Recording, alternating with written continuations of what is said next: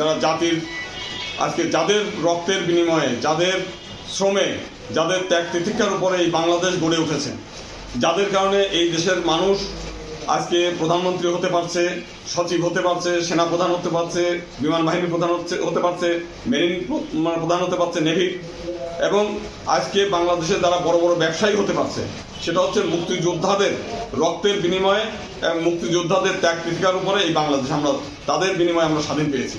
আজকে কোটালীপাড়া একটা মুক্তিযোদ্ধাদের তীর্থক্ষেত্র, কারণ এইখানে বাংলাদেশে মাত্র দুটো বাহিনী, একটা হচ্ছে হিমায়ত বাহিনী আর ওইদিকে হচ্ছে টাঙ্গাইলের কাদিরিয়া বাহিনীর কথা আমরা শুনেছেন, আমরাও জানি।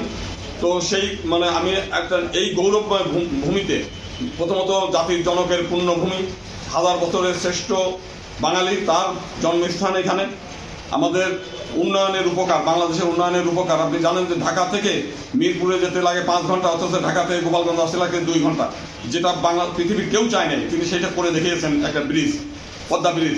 আমরাও যেটা আশা করি নাই, আজকে এত অল্প সময়ের মধ্যে আমরা গোপালগঞ্জ আসতে পারছি।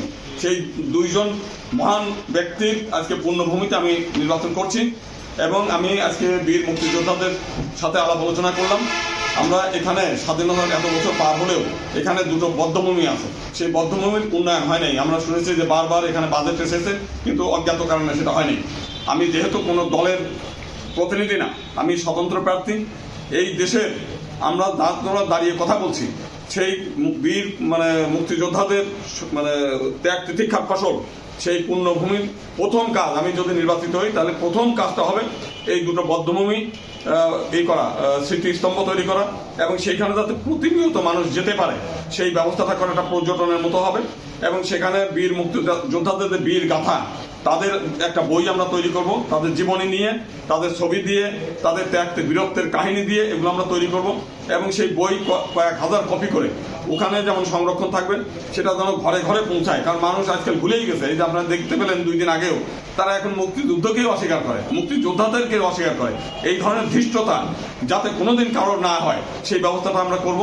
এবং একই সঙ্গে মুক্তিযোদ্ধা পরিবারগুলো যাতে অবহেলার শিকার যারা না থাকে, তাদের যদি কোনো আমাদের মাননীয় প্রধানমন্ত্রী অনেক কিছু করেছেন এবং আরও অনেক কিছু বাকি আছে।